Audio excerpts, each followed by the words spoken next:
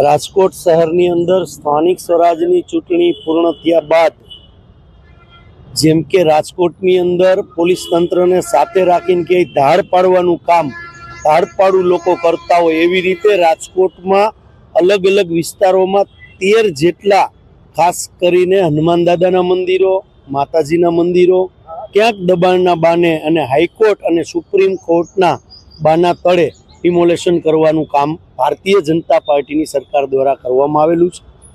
ધરણા એટલા માટે રાખ્યા છે કારણ કે હનુમાન દાદા છે એ સમગ્ર હિન્દુ ધર્મના એક રક્ષક તરીકે આપણે એમને માનીએ છીએ અને આજના દિવસે શનિવાર પણ છે અને શનિ જયંતિ પણ છે।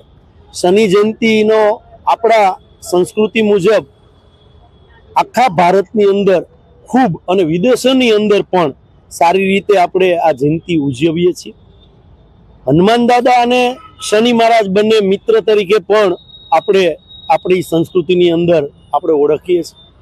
હનુમાન દાદા વિઘ્ન હર્તા કહી શકાય, પણ ક્યાંક ને ક્યાંક આ તંત્ર દ્વારા રાતે હનુમાન દાદાને ઘર વિહોણા કરવાની વાત તંત્ર દ્વારા કરવામાં આવી છે। જે આપણા ઈષ્ટદેવ તરીકે આપણે જેમને પૂજીએ છીએ શ્રી ભગવાન રામ, જેમના મુખ્ય સેવક આપણે ગણી શકાય હનુમાન દાદા, આજે અડધી રાતે એમના મંદિરો તોડવાનું કારસ્તાન આ તંત્ર દ્વારા થાય છે। ત્યારે રાજકોટની જનતા છે એ ક્યાંક ને ક્યાંક એમનું હૃદય કંપી ઉઠ્યું હતું અને અનેક વિસ્તારો વાઇઝ અમારા સંગઠનના માધ્યમથી અમને પણ ફરિયાદો મળી।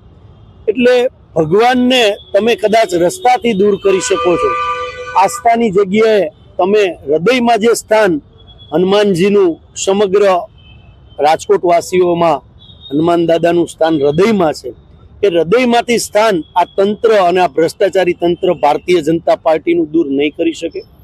આવનારા દિવસોની અંદર કોઈ પણ ધર્મમાં કોઈ પણ ધર્મ હોય એના મંદિરો દેવી દેવતાના અલગ અલગ ધર્મમાં આપણો દેશ બંધાયેલો છે। કોઈ પણ ધર્મના મંદિરો અથવા અલગ જે બીજા ધર્મો છે એમાં પણ ક્યાંય આવી રીતે અડધી રાતે ડિમોલેશન ન કરવું જોઈએ, આવું સ્પષ્ટ અમારું માનવું છે। આ ધરણા એટલા માટે છે કે હજી પણ અમારી પાસે જે માહિતી છે એ પ્રમાણે ક્યાંક ને ક્યાંક હજી પણ આ લોકો મંદિરો તોડવાના પ્રયત્નમાં છે। તો આ મેસેજ દેવા માગીએ છીએ કે રાજકોટની જનતાનો અવાજ બનીને આજે અમે અહીંયા ધરણા રાખ્યા છે। કોંગ્રેસના પ્રમુખ તરીકે વાત કરીએ છીએ, પણ અહીંયા આજે અમારો કોંગ્રેસનો એક પણ વ્યક્તિએ ખેસ નહીં પહેર્યો હોય। માત્ર આજે શનિ જયંતિ છે અને હનુમાન દાદાની આરાધના કરવા માટે અને આ નરાધમો જે મંદિરો ઉપર તરાપ મારી રહ્યા છે એમની આંખ ખુલે એના માટે આજે અમે ધરણાનું આયોજન કરેલું છે અને આશા રાખીએ કે હવે પછી તંત્ર બાકીના જે મંદિરો છે એ મંદિરો નહીં તોડે। અને આપના માધ્યમથી કહેવા માંગુ છું કે લોકશાહીની અંદર હમણાં જ આપણી સ્થાનિક સ્વરાજની ચૂંટણીઓ ગઈ, લોકોએ પોતપોતાના વિચારોથી મત આપ્યા અને લોકપ્રતિનિધિઓને ચૂંટ્યા। તો લોકશાહી અને આપણું બંધારણ આપણને એક પ્રશ્ન પૂછવાનો દરેક નાગરિકને એક જવાબદારી છે અને એ તંત્રને પણ આપણે પૂછી શકીએ।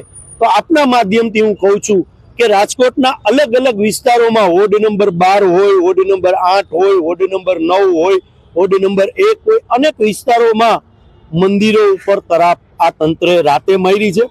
તો ત્યાં આપણા પ્રતિનિધિઓ કેમ ચૂપ છે?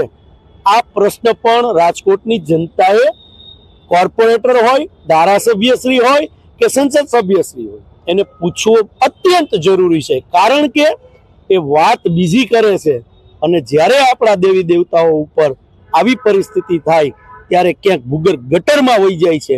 તો લોકોએ એમને એક ફોન કરી અને આ પ્રશ્ન પૂછવો જોઈએ, આવી આપના માધ્યમથી વિનંતી। News updates.